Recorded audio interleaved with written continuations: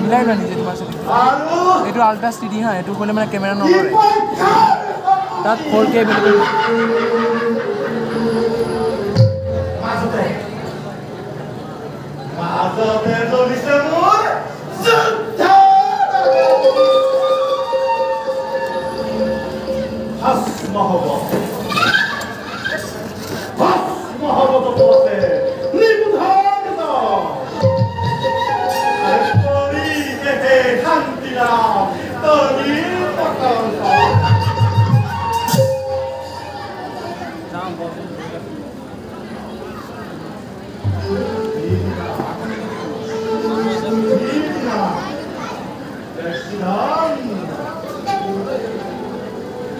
Viva